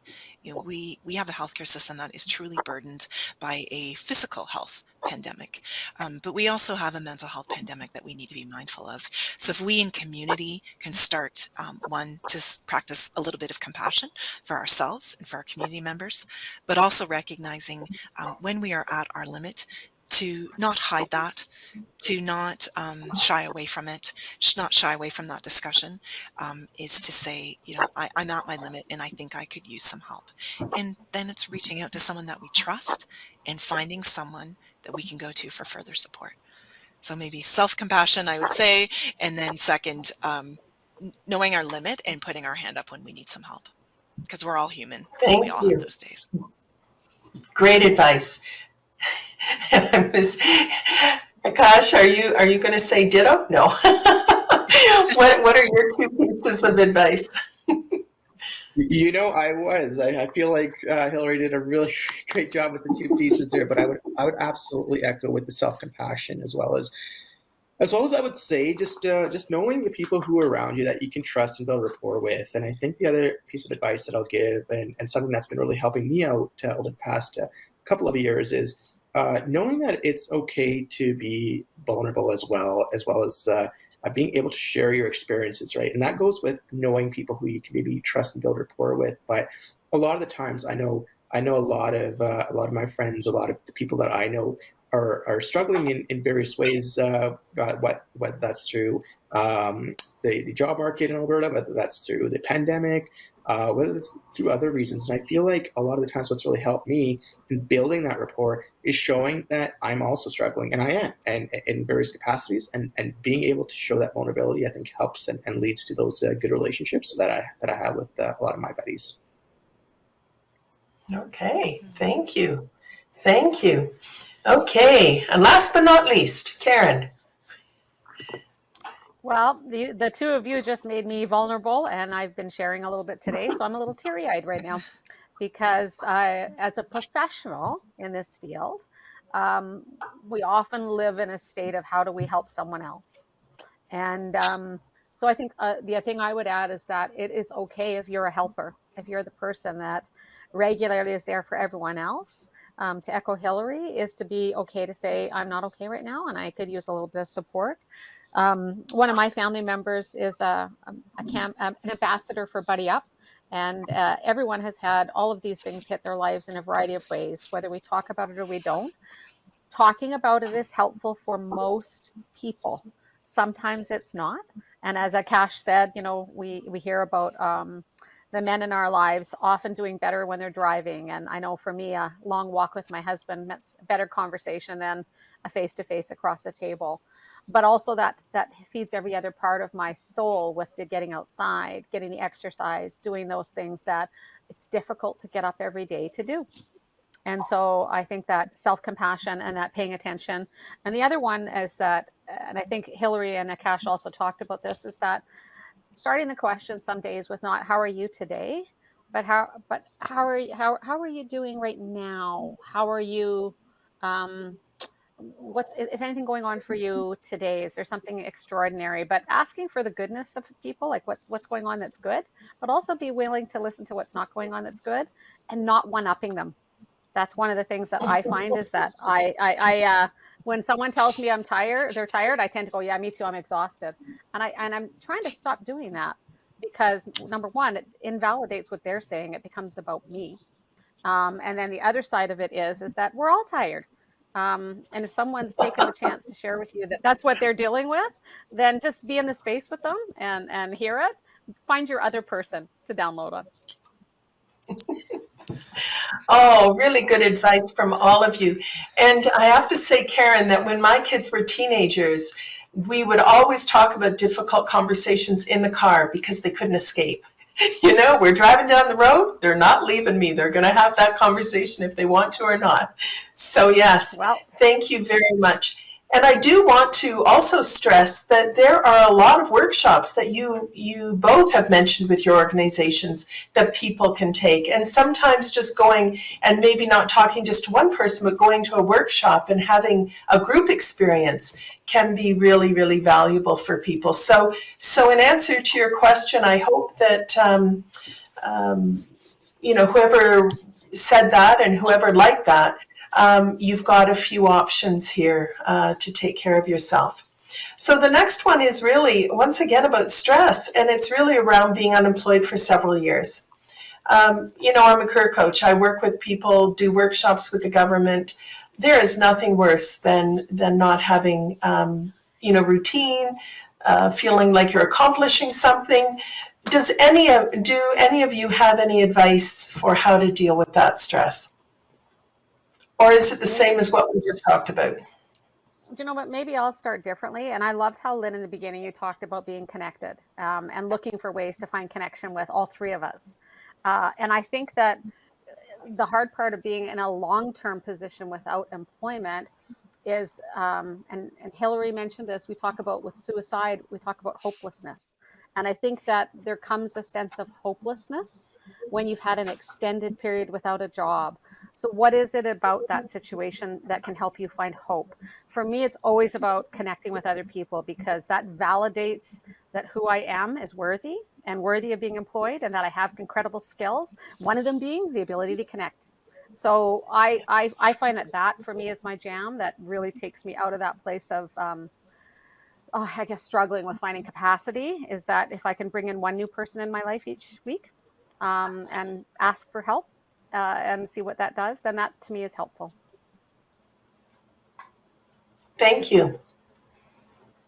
Any other suggestions? I like Karen's word of hope, because that's something that, you know, we talk a lot when we're talking about suicide and we're in the throes of this pandemic, that the message we always try to give is, one, is recovery is possible, and two, there is always hope. Tomorrow, I wish to acknowledge the National Day of Truth and Reconciliation in this country. Something we, in terms of picking up on hope, in terms of theme for 2021, I think, Karen, I saw that in your 2021 slides, and I love one of those themes. The Thunderbird Partnership Foundation, Indigenous Foundation, talks about 4 different things, including hope. So it's your hope, your belonging, your meaning, and your purpose.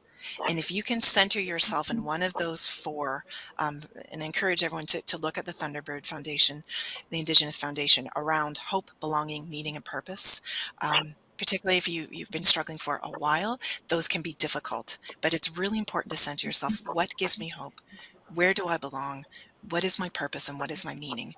You know, and sometimes that can be, my purpose is I'm going to get up and turn the coffee machine on this morning, and I'm going to have that coffee, and it's going to be beautiful. And I got the new Kirkland Costco coffee, and you know, but sometimes it's something more. You know, I'm being a bit facetious here, but it's trying to still yourself in that. Personally, the times when I have been most stressed, I think when I was a new parent, and I would bring my level down to expectations of myself and perfectionism. 2 things I'm going to do today, like 2 are on my list. One can be coffee, and that's checked off. That is doable. So again, the self-compassion, giving yourself a limit, but that's what I would suggest. You know. Great advice. Thank you. Yeah. Okay. Okay. I think the other thing that I'll quickly add, I mean, I think both Karen and Hillary captured most of my thoughts there as well. And I think, to me, I think just the importance of taking a break as well once in a while. So if there's something that is stressful, it's something that is on your mind all the time, I think it's important to really set some time aside to do something else as well. And that doesn't have to be a 10-hour thing that you need to do, or a 5-hour thing. Sometimes it's just the mini breaks that are really helpful in just rejuvenating and getting re-energized. Thank you. And that's so important. They in the beginning in my bio, they brought up that I was a gamer and a nerd, and this is the time of year when my family, so I have, my adult children are 31 and 34, and they have partners or friends, and every year in the fall we pick a new game to play online.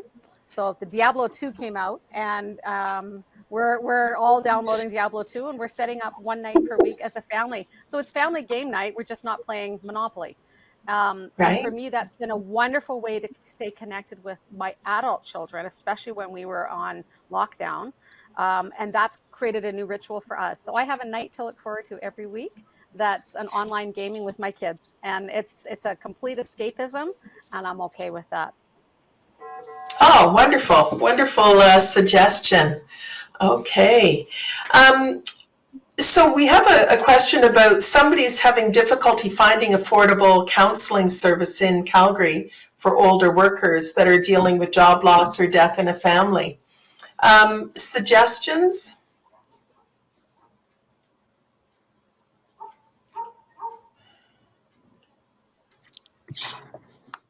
I was waiting to see if anyone would jump in, but I'm gonna take it. So I think it's important to recognize that there are actually a lot of counseling that's available out there that's actually free of charge.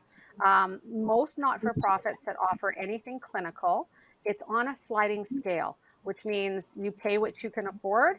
If you can afford 0, then you pay 0, and that's truly how it works.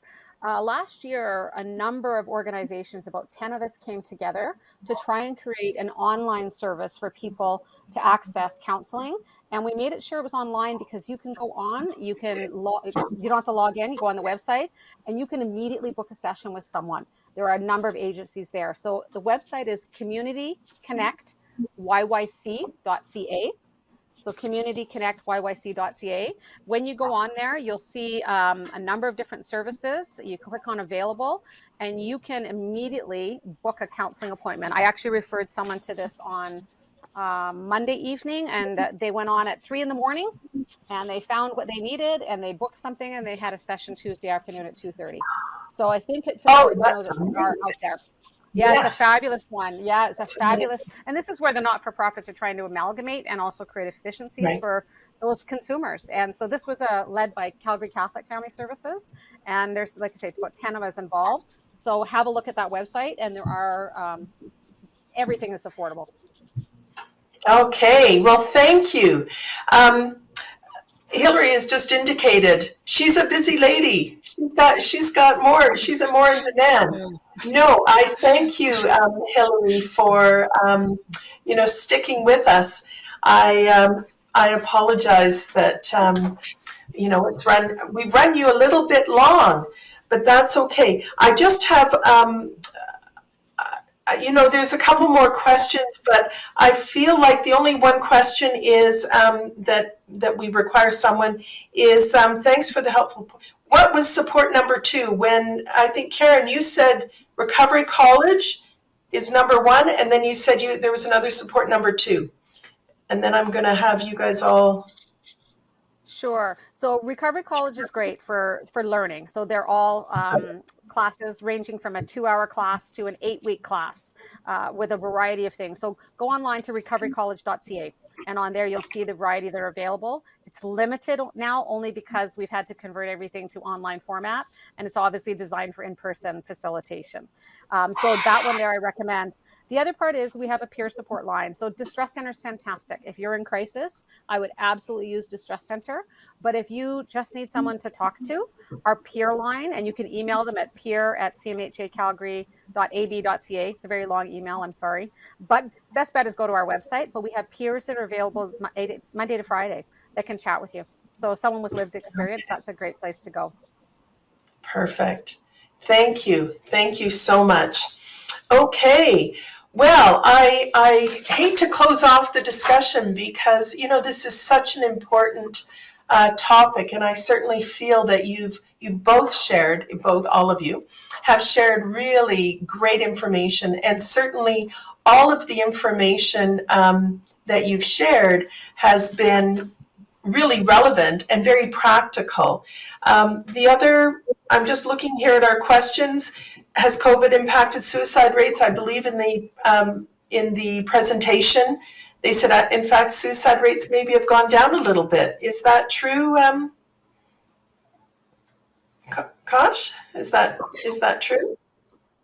Yes, sorry, I'm just yeah, absolutely. They have gone down, but I think it's important to be cautious and to continue waiting in that sense. I know that suicide in general is a lagging indicator, and it doesn't mean that the rates are going to go up ever. And I hope that's not the case. But as Hillary mentioned, I think the rates are down. But as mental health though and stresses and anxiety across the country are significantly high, and suicidal calls to distress lines and crisis lines are significantly high right now. So you just got to be very careful and make sure that people are getting the help they need right now. So.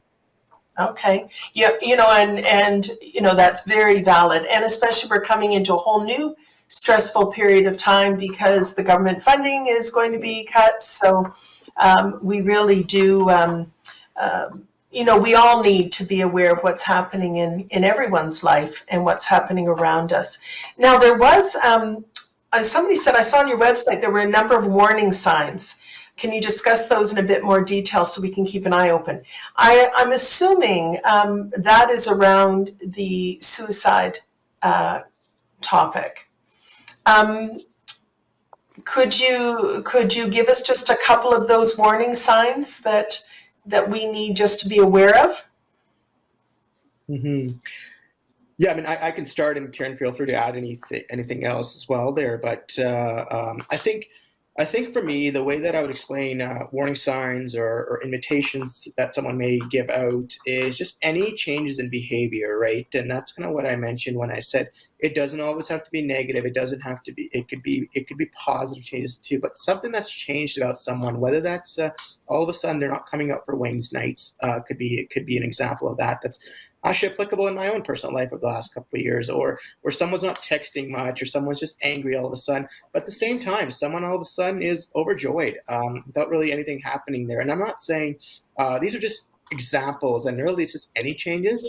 And I'm not saying that anyone who is not coming to wings is having thoughts of suicide, but I think it's important to recognize that and then be able to ask them about it, ask them why they're not coming out for wings, and if everything is okay. So it's really any change, I would say. Okay, And thank you. I would add to that and it's hard right now because, as I mentioned, we're trying to focus a little bit on taking care of ourselves, right? That self-compassion and that self-care ourselves. So it makes it harder for us to see outside our circle. So I agree 100% with Akash. You're looking for changes either way. The other thing I look for is language shifts. For me, it's when I talk to someone regularly or I text with someone regularly and the language shifts a little bit, or if I ask them how they're doing, their response is just different. If normally they're just that I'm okay, how are you? Then probably I'm not asking the right question. But if their response is like, I'm all right, or you know what, things are fantastic, I'm like, ooh, that's different. Tell me what's different. Tell me what's going on. And then I listen for the shift in words. If someone uses words like, you know, I'm feeling awful sad lately. If I'm feeling depressed, they may not be diagnosed, but they use those words. The minute I get 1, 2, 3 of those, my spidey senses go off and I have enough to ask them the difficult question.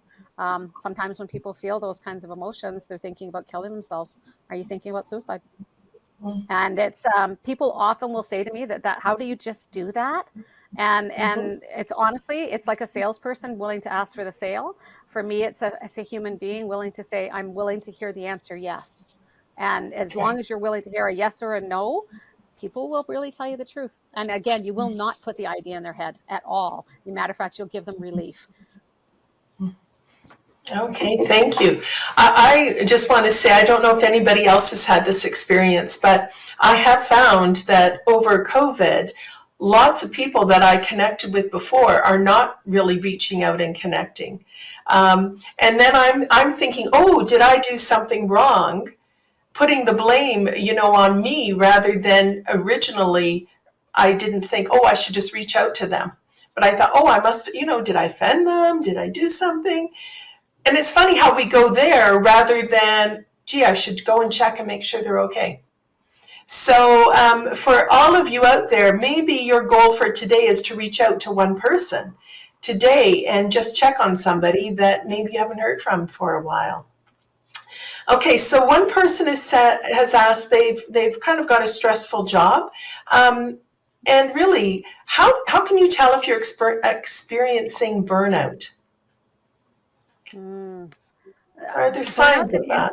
Yeah, burnout's an interesting one. I don't love the word burnout. I think we hear a lot more language around like compassion fatigue or empathy fatigue, particularly in the helping professions.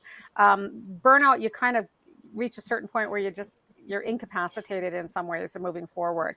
And I would say that I'm currently on the cusp of it, and we're acknowledging that in our helping professions particularly. And it's when you reach that point when you can't find I think some of the goodness of the day, you're not able to experience those things anymore. It's almost like you become a flat affect. So it's not an extreme of hangry or upset, and it's not an extreme of sad. It's just kind of looking at things and going, nah, and I'm not participating anymore. I start to pull back, and that's when I'm out of capacity. And I often think of it as the glass half full, half empty. I'm a person that someone would say is a glass half full person. I'm actually very pragmatic. My response is, are you drinking from the glass? Or are you adding to it? That will tell me if it's half full or half empty. But when you feel like you cannot get that glass down, every one of us has to be able to lower the level of stress. And when it stays at the top all the time and keeps spilling over, I think you have to pay some attention to what's going on. Okay. Akash, would you add to that, Akash? No, I think you captured that really well. I think that is, and I really liked your explanation there, Karen. Thank you. I think when it comes down to the only thing I would maybe add or say to that as well is just the importance once again of taking breaks as well, right? So if it's feasible, if it's possible, I mean, I would also say, I mean, like even if it's a one day, frankly, if it's just a long weekend you take once in a while, that can make all the difference in the world as well. So it goes back to taking care of yourself and making sure that if you need it, and if you feel like Karen was saying, if you feel like you're not getting the joy out of work and whatnot, take an extra day off and see if that can make a bit of a difference, or go on that route, if it's feasible, obviously. And really, with this wonderful weather, I think moving outside, going outside, getting fresh air, walking a little bit also helps us put things in perspective. So I want to thank both of you for being here today and sharing your knowledge and your experiences with us. It's been really, really valuable, and I feel like both of what you're doing is really making a difference, and that's got to feel good. That's got to feel good when you're out there and you're working hard, and you're making a difference in the world. So thank you. So I just want to wrap up by making a couple of announcements. So, the only certainty in life is uncertainty, but we are having one more session in October. And so being without work can be scary, it can be stressful. However, having a financial plan in place can help minimize the impact. So our next event is on October 20th. So please join Money Mentors as they discuss balancing an unstable income, which will provide us with some budgeting guidelines for those who are facing that fluctuating income. And they will also offer some tips on how to deal with a financial emergency, save for the future, and manage debt. So even when you're rolling in dough, you probably still need some of these tips. So I hope that you can join us. And since you're already signed up, you don't have to do anything. You'll get notification of that. If you've missed our June, July, or August webinars, make sure to check them out on the Talent Pool YouTube channel. You can check out how I've aged over the last COVID's not been kind to me. My hair's kind of turned gray.